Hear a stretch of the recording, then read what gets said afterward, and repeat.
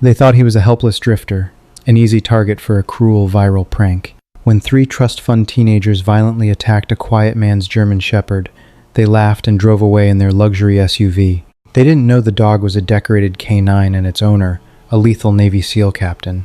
The coastal town of Westport, Connecticut was a place where wealth wasn't just displayed. It was weaponized. The driveways were paved with imported cobblestone, the harbor was choked with multi-million-dollar yachts, and the local police force functioned more like a private security firm for the ultra-rich. It was the last place anyone would expect to find a man like Jonathan Hayes. At 48, Jonathan looked like a ghost who had decided to settle down. He was tall, lean, and weathered, with a neatly trimmed graying beard and eyes the color of a winter ocean. He walked with a slight, almost imperceptible limp, a souvenir from a shattered femur in the mountains of the Korengal Valley. Most of the town's elite assumed he was a retired mechanic or a down-on-his-luck fisherman. He wore faded flannel shirts, scuffed leather boots, and rarely spoke more than a few words to the cashier at the local grocery store. But Jonathan was not a mechanic. Up until 3 years ago, he was a captain in the United States Navy, specifically attached to the Naval Special Warfare Development Group. He had spent 2 decades operating in the darkest, most violent corners of the globe, executing missions that never made the evening news. When he finally retired, he didn't want a book deal or a security contracting job. He just wanted silence. And he had his shadow. Kaiser was a 90-pound, purebred German shepherd. But like his owner, Kaiser was not a civilian. He was a retired Tier 1 military working dog, highly trained in explosives, detection, and suspect apprehension. Kaiser bore a jagged, hairless scar across his left shoulder from a piece of shrapnel in Syria, a blast that had nearly killed them both. The dog and the man shared a bond forged in blood and survival. They communicated without words. A slight flick of Jonathan's fingers would send Kaiser to a strict heel. A subtle shift in Jonathan's posture told the dog to stand down. To the casual observer, Kaiser was just a very well-behaved pet. He walked off-leash at Jonathan's side, never chasing the local seagulls, never barking at the manicured golden retrievers that lunged at him from the ends of retractable leashes. Jonathan and Kaiser lived in a small, weathered cabin on the very edge of town, right where the marshland met the sea. It was a peaceful existence. Unfortunately, Westport was also home to Trent Harrington. Trent was 19 years old, the eldest son of Arthur Harrington, a billionaire hedge fund manager who practically owned the town's zoning board and the mayor's office. Trent was the kind of young man who had never faced a consequence in his life. He drove a matte black Mercedes G-Wagon bought by his father as a high school graduation gift after Trent barely scraped by with a C average at his elite private boarding school. Trent ran with a small crew of equally spoiled accomplices: Logan Pierce, a smirking amateur lacrosse player with a trust fund, and Bryce Miller, a slightly more nervous kid who mostly followed Trent around to soak up the residual glamour of the Harrington name. Together they treated Westport like their personal playground. They drove recklessly, vandalized public property for social media clout, and terrorized anyone they deemed beneath them, knowing that a single phone call to Arthur Harrington's lawyers would vaporize any criminal charges. It was a sweltering Tuesday afternoon in late July when their worlds collided. Jonathan had taken Kaiser for their usual afternoon walk through Centennial Park, a sprawling green space that bordered the harbor. Jonathan sat on a secluded wooden bench beneath a massive oak tree, reading a battered paperback novel. Kaiser was lying in the cool grass right at Jonathan's feet, his amber eyes half closed in the summer heat, panting softly. On the other side of the park, Trent's G-Wagon hopped the curb, parking illegally on the grass. The heavy doors slammed open, and Trent, Logan, and Bryce stepped out, instantly shattering the afternoon peace. They were loud, obnoxious, and clearly intoxicated, despite being underage. Logan was holding his smartphone up, actively live-streaming to his thousands of followers, while Trent strutted forward, carrying a heavy, stainless steel hydro flask in his right hand. "I'm telling you this town is dead today," Trent complained loudly, his designer sunglasses pushed up into his gelled hair. "We need some actual content." The views on the last video were pathetic. Bryce chuckled nervously, glancing around. "Maybe we just hit the beach club, man." "Shut up, Bryce," Trent snapped. He scanned the park, looking for an easy target. A street performer to mock, a park ranger to harass.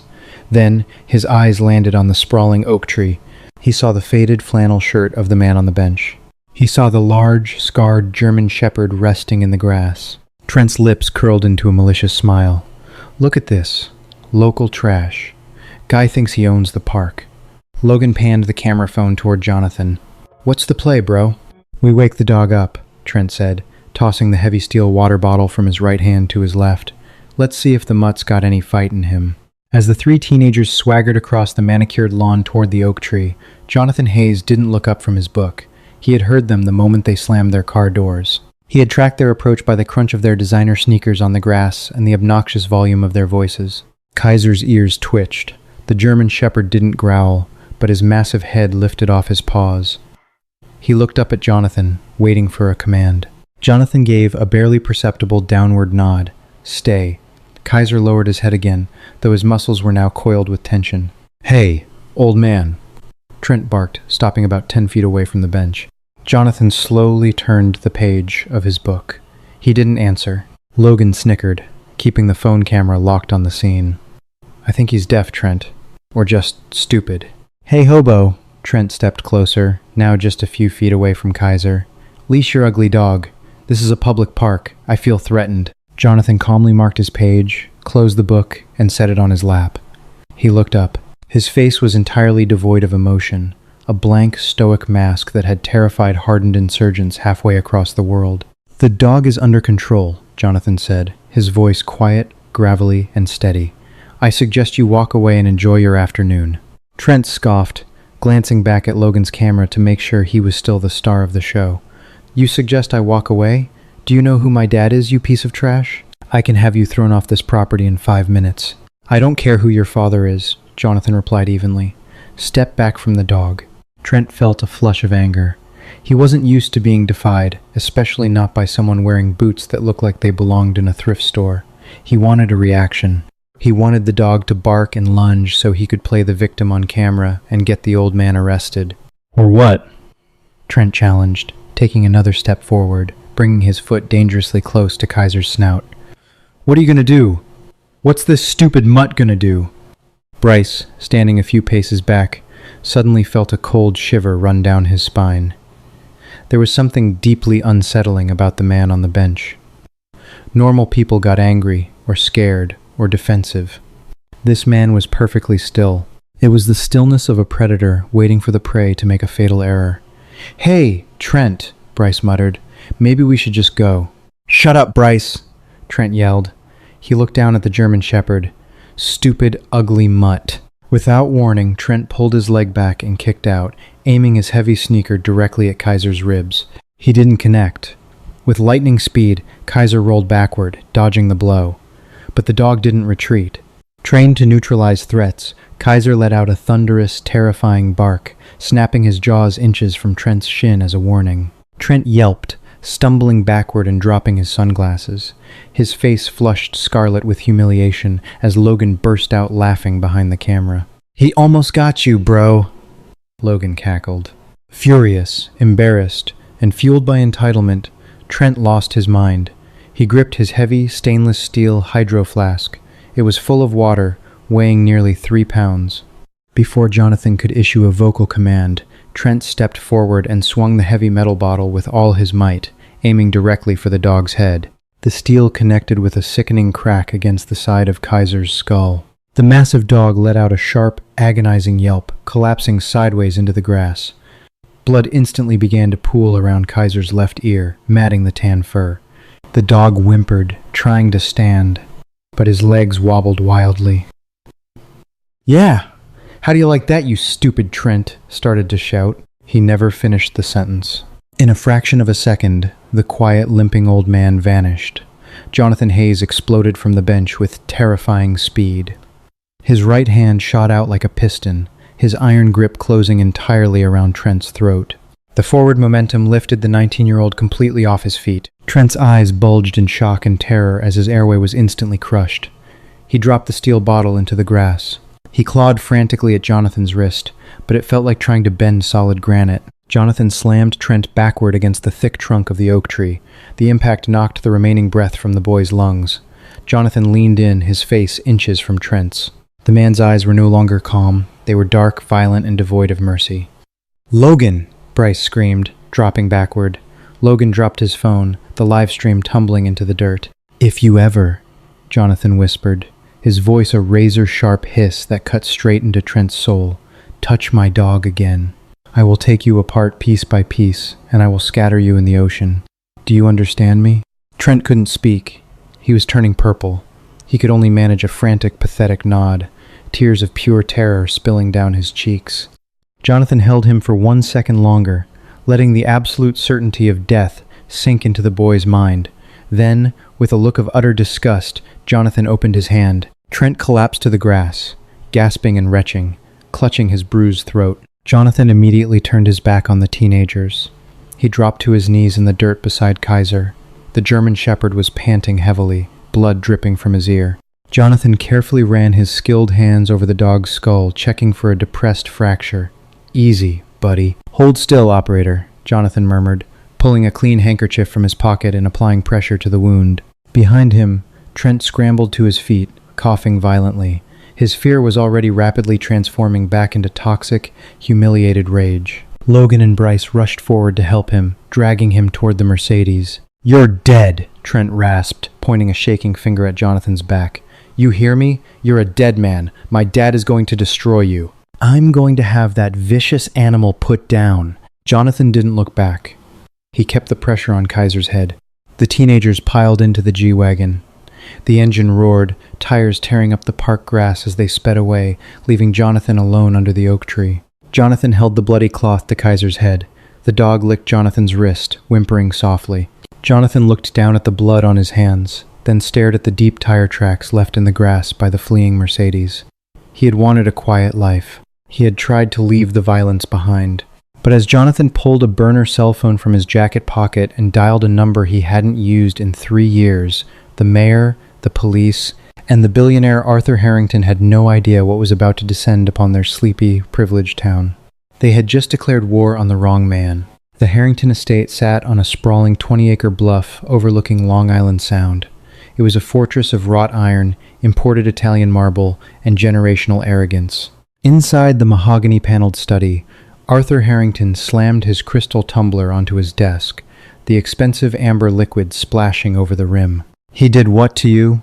Arthur bellowed, his face flushing a deep, dangerous crimson. Trent stood before the desk, putting on the performance of a lifetime.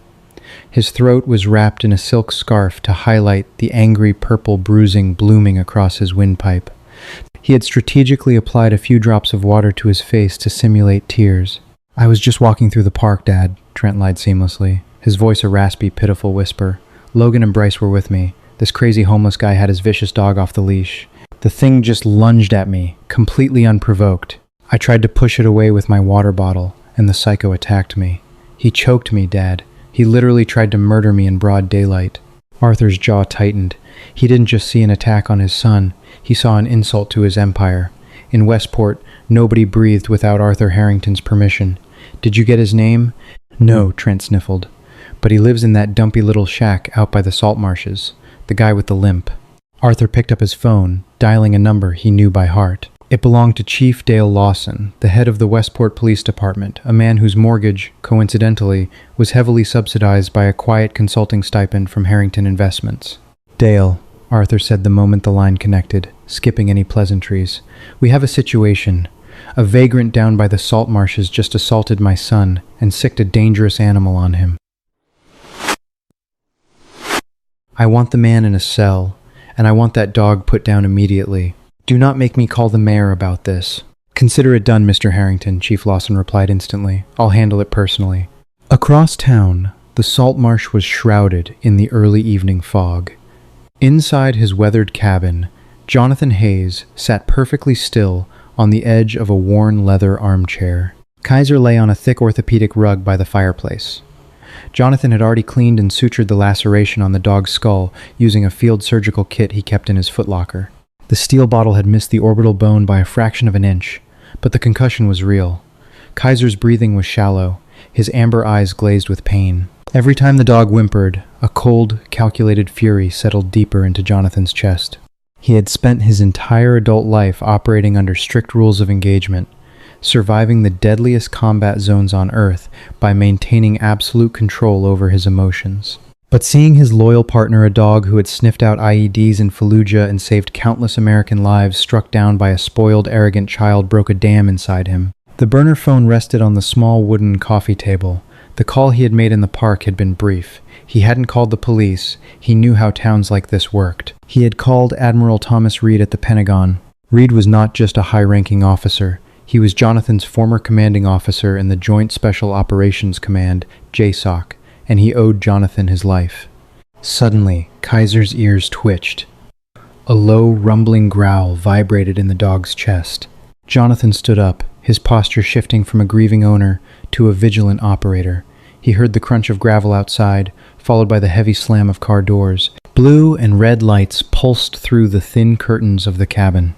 Jonathan stepped to the front door and opened it before they could knock. Chief Dale Lawson stood on the porch, flanked by 3 heavily armed deputies. They had their hands resting aggressively on their holstered sidearms. Lawson sneered at Jonathan's faded flannel shirt and calm demeanor. "Jonathan Hayes?" Lawson demanded, stepping forward to invade Jonathan's personal space. "Yes," Jonathan replied quietly. "Turn around and put your hands behind your back. You are under arrest for aggravated assault on a minor, attempted murder, and harboring a vicious, unregistered animal." Lawson pulled a pair of steel handcuffs from his belt. "And bring the dog out. Animal control is on the way to euthanize it." Jonathan didn't move a muscle. His ice-cold gaze locked onto Lawson's eyes. "The boy attacked my dog first, with a weapon. The dog is a retired military working dog, a decorated veteran of the United States Armed Forces. He is entirely registered and legally protected. I don't care if the mutt wears a badge," Lawson spat, his patience evaporating. "You messed with the wrong family, Hayes. Now turn around, or my men will put you on the ground." "You are standing on my property, Chief," Jonathan stated, his voice completely devoid of fear, vibrating with a lethal calmness that made the 3 deputies instinctively step back.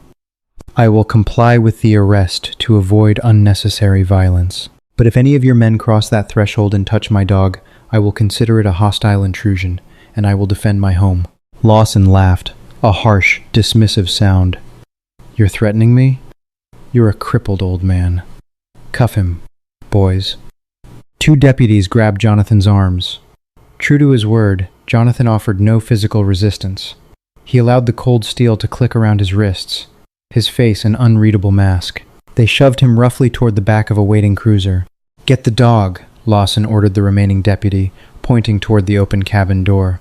The deputy took 1 step toward the porch. From the shadows of the living room, Kaiser let out a deafening, terrifying roar. Even concussed, the 90-pound German Shepherd looked like a nightmare of teeth and muscle. The deputy froze, his hand trembling on his gun. "Leave the dog inside," Jonathan said from the back of the cruiser, his voice cutting through the damp air. "Lock the door. He won't move until I return." Lawson weighed his options. Getting his men mauled wasn't part of the plan, and Arthur Harrington mostly wanted the man in a cell tonight. Euthanizing the dog could happen tomorrow when animal control brought a catch pole and tranquilizers. "Fine, lock it up," Lawson barked. He walked over to the cruiser and leaned into the window, grinning maliciously at Jonathan. "Enjoy the cell, Hayes. Your life in this town is officially over." As the squad cars pulled away from the marsh, carrying Jonathan into the belly of a corrupt local justice system, the flashing lights illuminated a small, rectangular object lying in the dirt near the cabin steps. It was a military dog tag, and the storm was just beginning. The Westport Police Precinct was a modern glass and brick building designed to look transparent and inviting. Inside, however, it operated as a closed circuit of favors and bribes. Jonathan was forced into an interrogation room. The handcuffs were left on, biting tightly into his wrists. He sat in the metal chair for 2 hours, staring blankly at the 2-way mirror. He didn't ask for a lawyer. He didn't ask for a phone call. He simply waited, tracking the passage of time by the ticking of the wall clock. At 9 p.m., the door swung open. It wasn't a detective who walked in. It was Arthur Harrington, dressed in a bespoke Italian suit, radiating absolute authority. Chief Lawson stood just behind him, playing the role of obedient servant. Arthur pulled out the chair across from Jonathan and sat down. He steepled his fingers, staring at Jonathan with a mixture of disgust and triumph. "Do you know who I am?" Arthur asked softly. "You're the man who failed to raise his son properly," Jonathan replied. Arthur's eyes flashed with rage, but he forced a cold smile. "You think you're clever. You're nothing. You are a footnote in this town." By tomorrow morning, you will be facing 20 years in a state penitentiary for assaulting Trent. By tomorrow afternoon, that feral beast of yours will be incinerated. And all of this because you couldn't show a little respect to your betters." Jonathan tilted his head slightly. "Your son lied to you. He attacked the dog. He used a steel bottle." "It doesn't matter what happened," Arthur snapped, his facade cracking. "Truth is what I say it is. I own the judge. I own the prosecutor. I own the police. You have absolutely nothing." "I wouldn't be so sure about that," Jonathan whispered. Before Arthur could deliver another threat, the heavy wooden door of the interrogation room didn't just open, it was violently shoved off its hinges. Chief Lawson jumped back, reaching for his weapon, but froze instantly. 4 men in tactical FBI windbreakers flooded the small room, their sidearms holstered but hands ready. They moved with a terrifying, synchronized efficiency. Following them was a tall, imposing man in a pristine United States Navy uniform, bearing the silver stars of a rear admiral on his shoulders. Arthur Harrington stood up, outraged. "What is the meaning of this? Lawson, arrest these men!" Lawson was trembling, his eyes darting between the FBI agents and the admiral. "Sir, I don't have jurisdiction over the federal government." Admiral Thomas Reed ignored the billionaire and the police chief entirely. He walked straight to the table, looking down at Jonathan. His stern face softened slightly. "Captain Hayes, my apologies for the delay." The airspace out of D.C. was crowded. "No apology necessary, Thomas," Jonathan said evenly. Arthur blinked, confusion battling his arrogance. "Captain? What are you talking about? He's a vagrant." Admiral Reed finally turned his gaze to Arthur Harrington. The look in the Admiral's eyes could have melted steel. "This vagrant is Captain Jonathan Hayes, United States Navy SEAL. He is a recipient of the Navy Cross, 2 silver stars, and the Purple Heart. He has executed more classified operations in defense of this nation than you have brain cells, Mr. Harrington. And the dog your cowardly son assaulted is a decorated military asset." "I don't care about his military record," Arthur shouted, though a seed of panic had finally taken root in his chest. "He assaulted my son. I have a witness." "You mean Logan Pierce?" One of the FBI agents stepped forward. He placed a clear evidence bag on the metal table. Inside was a cracked smartphone. Mr. Pierce dropped this when he fled the park. He was live streaming the entire event to a private server. "We recovered the cloud footage." The agent tapped a tablet in his hand, and the video began to play. The audio filled the quiet room, Trent's arrogant voice echoing. "We wake the dog up. Let's see if the mutt's got any fight in him." Arthur watched, color draining from his face, as the video clearly showed Jonathan sitting peacefully, attempting to de-escalate. He watched his son, Trent, brutally swing a heavy steel bottle into the head of a resting, unprovoked animal. He watched Jonathan's lethal, instantaneous retaliation, a masterclass in controlled, non-lethal violence meant solely to neutralize a threat. The silence in the room was deafening when the video ended.